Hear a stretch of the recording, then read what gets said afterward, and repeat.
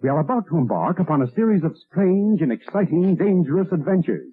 Adventures that will lead us to all parts of the world. Hello and welcome to another Bad Comic Review. This time we are looking at Justice League vs. Godzilla vs. Kong issue 4. This is a miniseries from DC Comics that started in 2023. It was written by Brian Buccellato, Christian Duce, and Tom Derenick were the artists, Luis Guerrero on colors, Richard Starkings and Comicraft's Jimmy Betancourt did the letters. DC Comics editor was Ben Abernathy, Legendary Comics editor was Robert Napton. I have the cover by Drew Johnson and Romulo Fajardo Jr. That's actually a cool cover, and it does relate to what's going on in the book. So Batman's not convinced that Superman's dead, but he definitely looks very dead. And Kara and Green Arrow have a visit with Kong, who just sort of makes noises and grunts a lot. Unfortunately, Kara gets called away, and that leaves Green Arrow to deal with the League of Assassins who have made it to Skull Island. Why? I don't know, but they're there, and they're not happy. Kong isn't either. He kind of helps Green Arrow out. Lois is given the bad news, and she gets to see Clark in his roughed up shape. She also figures out that Toyman's up to no good, and she makes a mysterious phone call to a potential ally for assistance. Meanwhile, the Legion of Doom is formulating some sort of sinister plot, and everybody's looking for Toyman. Meanwhile, Godzilla and one of the other monsters from the Monsterverse are attacking Atlantis. Unfortunately, that means the dome that protects Atlantis is at risk, especially against Godzilla's atomic breath. And Aquaman does a really cool maneuver to get some help. And we get a hint that there's another player on the scene and something else is about to go down. Overall, this issue is actually pretty good. It's mostly the Justice League trying to play catch up and hold off the monsters, and they're not doing a particularly great job. They are on the back foot the entire time, which is probably a little bit more realistic. And it was kind of cool to see how the Legion of Doom is making other machinations behind the scenes. So overall, I thought it was a pretty solid book. Probably the best one so far in the series. Is it worth $5? Not really. There was definitely some padding in here. They're trying to make it a little too cinematic, and the whole sequence with Lois going to see Superman was pretty heavily padded. But this issue is by far the best one so far in the series, just because there's way more action. We actually get to see King Kong do something, and it had a lot of really fun elements. The art's pretty solid. It definitely looks like there's some corner cutting on backgrounds, like manipulated photos, that sort of thing, but overall I didn't have a problem with anything in the book. The art is pretty solid, and the characterization of the heroes was pretty good, so a pretty fun issue. I was really impressed overall with it. So we're going to look at issue 5 next and see how that one goes, but so far this is the best issue in the series. Like I said before, just skip issue 1, you'll be fine, and jump in with issue 2, because that's where everything really starts, and it just kind of builds from there. But that's going to do it for this one. Thank you so much for listening and supporting the channel. If you enjoyed the video, please hit the like button, and don't forget to subscribe so you don't miss future reviews. If you'd like to help the channel out in other ways, links are in the description to various support methods, and as always, we hope to see you on the next one.